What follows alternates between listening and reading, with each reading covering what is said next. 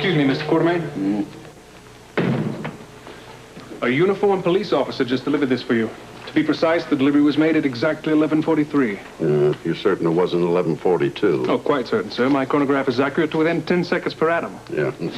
That's probably tickets to the policeman's ball. I keep ordering these damn things every year, and then I forget. Randall. Yes, sir. Will you get my... and hurry. Yes, sir.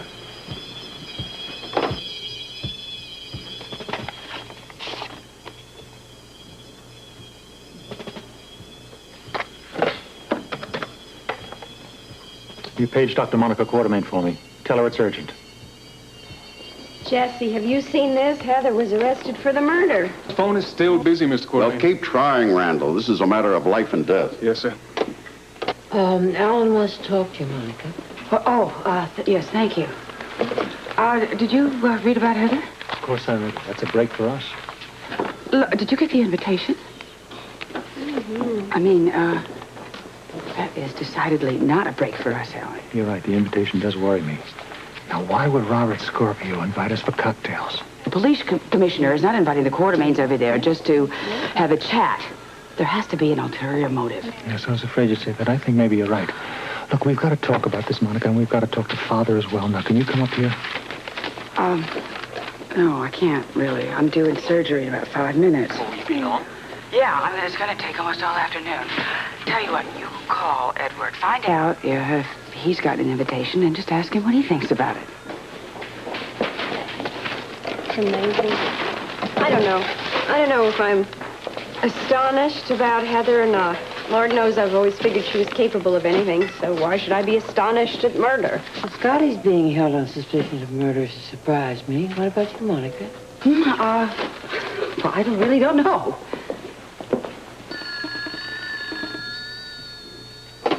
Mr. Quartermain's office. I've got to talk to him, Randall. We've been trying to reach you, Doctor.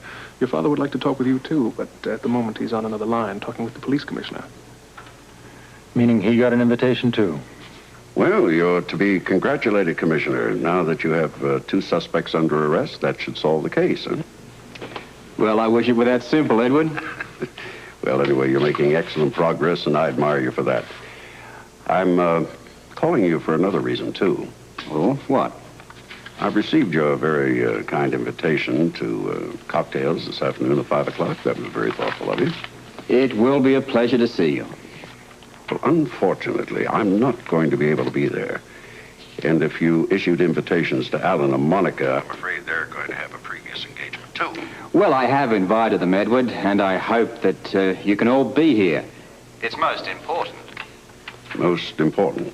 Now, as you pointed out, I'm now holding Heather Weber on suspicion.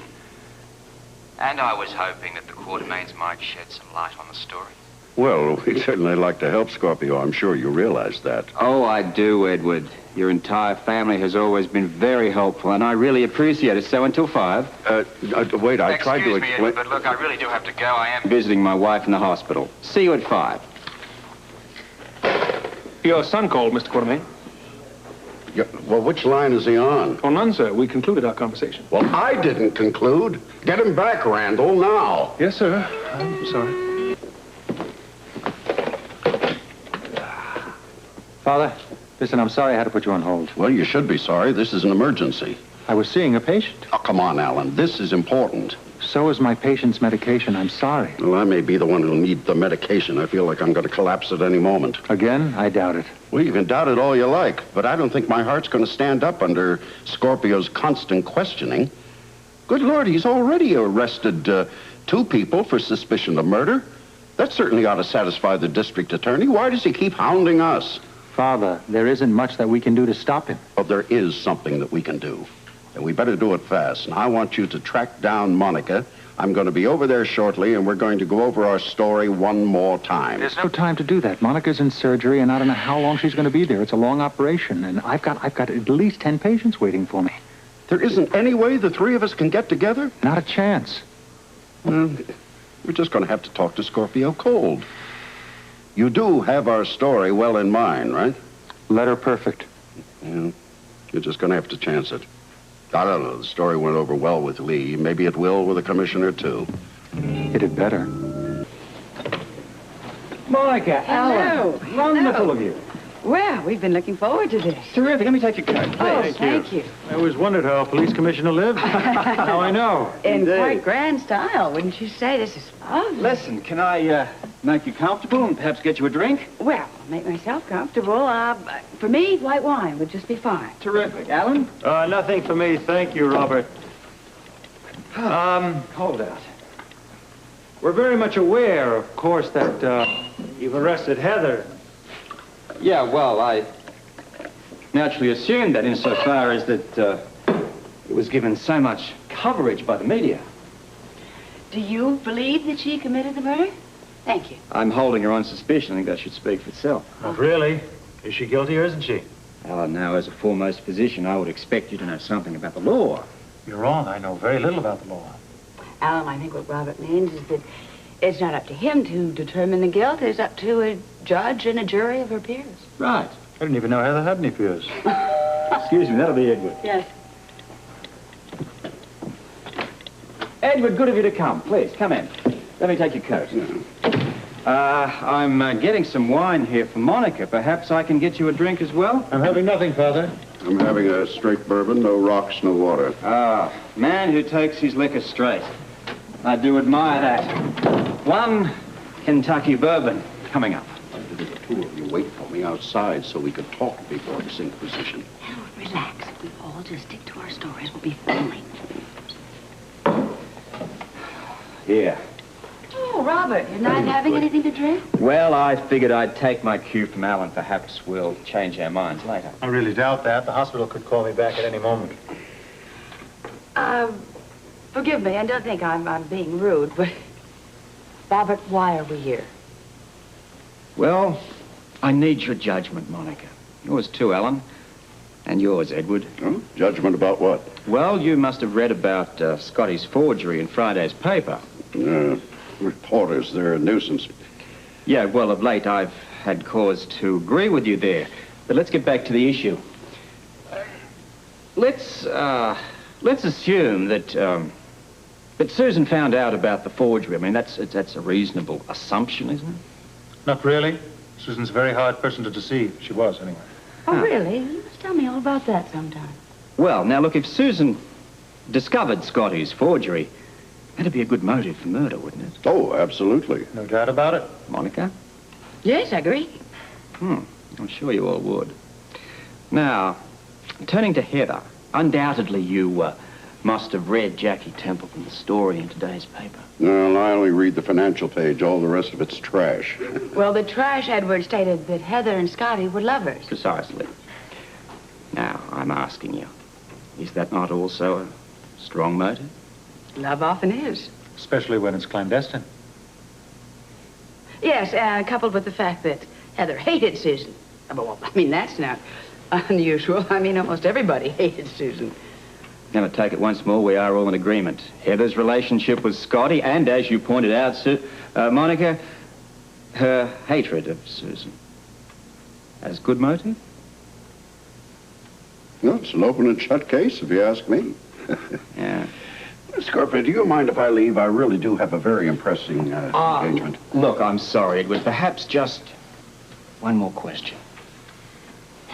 Well, certainly, we want to help. Good, and I appreciate that. There is one other motive. One that is strong, but also one that we really haven't touched upon as yet. What motive are you talking about now? Blackmail.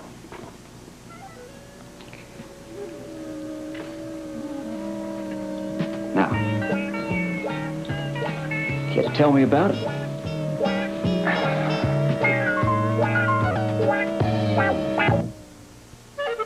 Why didn't you tell me that Susan was blackmailing you when I questioned you last? We had a very good reason. And I'm eager to hear it, especially why she was blackmailing you. Well, in the first place, we weren't aware that anybody knew about Susan's blackmail attempt. And inasmuch as it had absolutely nothing whatever to do with the murder, we wanted to keep it quiet. Why? To protect Mother. Yes, dear Lila. Robert, Lila, before she married Edward, had an affair with a man. A married man. Yes, married. And it didn't last long. It was brief, and it was a long time ago. But the bottom line was that the wife of this man found out about it and committed suicide. And obviously, naturally, that ended the illicit affair. Naturally. But I'm still a little puzzled here. The fact of the matter is that Lila committed no offense. How could she be blackmailed? Well, my dear young man, my wife does have a position to maintain in this community. Not to mention the fact of her age, she's very fragile. Public knowledge of her past indiscretion could very well destroy her. Well, I understand that. This indiscretion, who was it with? I don't think I caught the man's name. Oh, Chesler. Yes, Arthur Chesler. Poor Lila has felt guilty about Arthur Chesler's wife ever since she committed suicide. The shame of this whole thing would be just more than she could bear. Well, I understand that.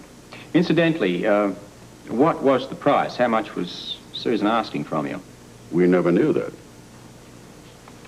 She was blackmailing you, and you never knew for how much? Susan loved to play cat and mouse. She was supposed to tell us how much the night she was killed. But she didn't. Naturally, how could she? I mean, the woman was dead when we arrived. Yes, Robert, I realize it. I think we all should have probably told you this, but as Edward said, this was a matter of family dealings that we had with Susan, and it didn't have anything to do with the murder, so we all decided it was best to keep it among ourselves. This information regarding Lila, Chesler, and the suicide, how did Susan find it out? Haven't got a clue. Didn't think you would have. Well, Oh, Edward. When Alan and Monica leave, would you mind staying behind just for a moment? you want to talk to me alone? I'll be brief. Well, I'd certainly appreciate that. I'll catch up with you two later at the hospital. Very good, Father. Yes, you do that, Edward. Well, it's been wonderful seeing you both. Well, thank you. The wine was delicious, Robert. Yes. Thank you. I've really enjoyed. We must do it again. Thank you. Bye-bye. Well, Edward, please make yourself comfortable. Oh, I'm always comfortable, Scorpio, thank you. Utterly relaxed at all times. Good. May I have another bourbon, please? I'll make it a large.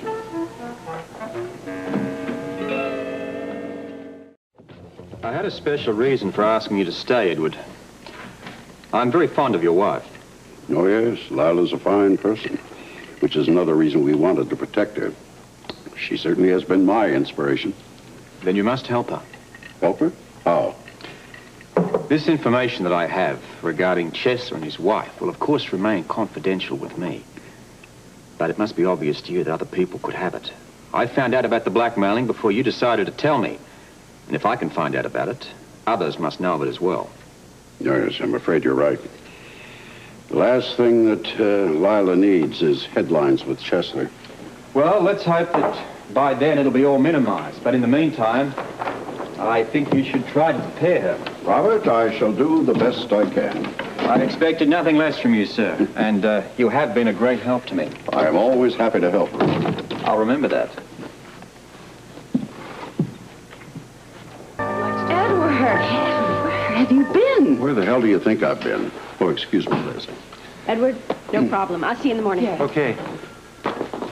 What's going on? We were worried out of our minds. Why did he want to see you alone? Well, he said he wanted to express concern for Lila. I must say the man does seem to be genuinely fond of her. Oh, well, I'm very touched, but what was the real reason? Well, you were there. Obviously, he's going to check on Arthur Chesler. And he's going to find out that there is no such person. Oh? Yes, and if he keeps looking for Chesler, he's also going to come across Tolliver, isn't he? Well, that doesn't necessarily follow. I mean, my man Wharton couldn't locate Tolliver, and he's an expert. I don't think Scorpio's going to find him either. I'm not talking about finding Tolliver physically. He's going to find out that Tolliver was the person who was married to Mother. No way. He will check on Chesler, and that's the end of it. Oh, for Edward, do you think that Scorpio is going to stop right there? My dear, I'm a great deal more crafty than you give me credit for being. In other words, there is an Arthur Chesler. There's what? What? Yeah. Edward, we were all together when you made up the name. Well, obviously, we should discuss this in detail, but certainly not here. Could we go to your office? By all means.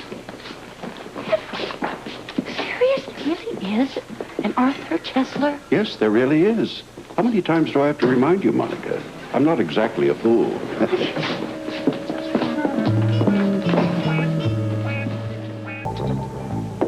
Father, I find it very hard to believe there really is an Arthur Chesler. I mean, after all, the three of us together when you coined the name.